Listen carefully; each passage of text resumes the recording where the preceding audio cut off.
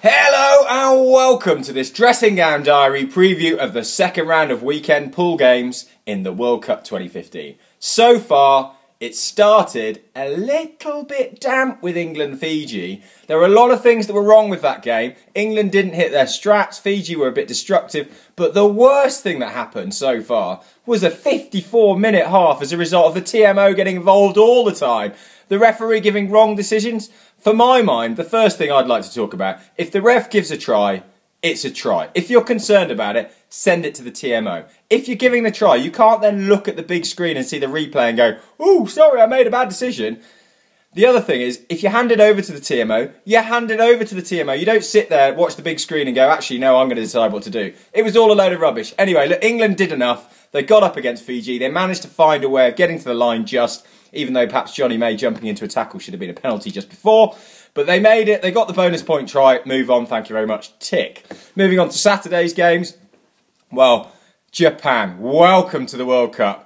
This was exactly why the World Cup should be expanded and has been to 20 teams. This is exactly what the minor nations, the tier 2 nations as they call, bring to the party. They were courageous, they were aggressive, they were expansive. They did everything that the tier 1 teams are actually worried about doing at the moment. They attacked, they offloaded, they were dynamic. South Africa, what did they offer? They looked at them and thought, well, you guys are short, I'm just going to run straight at you. As Scott Gibbs has previously said, it's just in their DNA. South Africans love looking for contact, but they couldn't find a way through. And how ballsy was it? In the last minute, get a penalty, you've got the chance to level the game up and make history anyway for Japan. No, you know what? We're going to go for the win. And they came up. It was amazing. There's no one in the rugby world who didn't celebrate that victory. It was a victory for rugby. Unfortunately, Japan then struggled a bit against Scotland in midweek at Kingsholm. They had some momentum, they had opportunities, but the tiredness, the fatigue just came in. There were wins also at the weekend for New Zealand, who've clocked in Namibia last night as well. France looked relatively good. Wales, again, incurring injuries. The main issue from the first round of games was that there's no one really driving it at the moment. There's no one team that looks really, really strong. So, of course, coming into the second round of games, I mean, some teams have already played on Wednesday and Thursday, but without doubt, the biggest game of the World Cup to date is kicking off at Twickenham at 8 p.m. I'll be there reporting live from the Dressing Gown Diary. It is monumental. Now, from a Welsh point of view, where do I stand? Certainly, I've got injury concerns, but those, Liam Williams being fit is a bonus for us. Samson Lee not quite making it is a negative. But we've got a relatively stable team. We've brought in Helen Amos, who's a quality player. From the English point of view, what do you look at? Well, you're bringing in a new centre pairing and trying, I think it's your 15th centre pairing.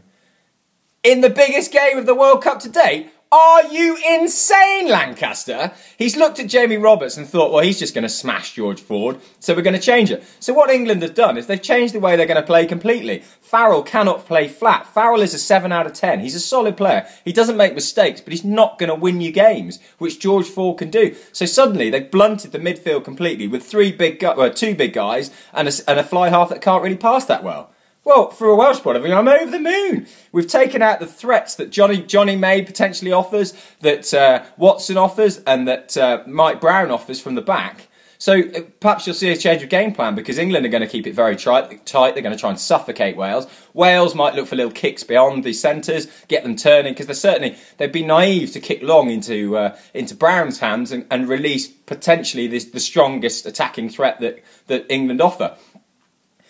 Wales will have watched the England-Fiji game with confidence, the way that Fiji dealt with the English scrum and the line-out. It's something that Wales have worked on strongly recently. I mean, at the moment, you can still get nearly 4-1 on Wales. I don't know where that value is coming from. There is certainly value in there. Because at the end of the day, these teams are very, very tight. It's very, very close. And England, with their mentality going for a tight game, if Wales open it up, and I think it's a shame that Tipuric is on the bench because I'd like to see him involved in play. But certainly he's going to add something in the last 20 minutes, last 25 minutes, where Wales will want to open the game up, stretch England, move them over the park, and try and score points. The other big games of the weekend, the other massive one is before that game.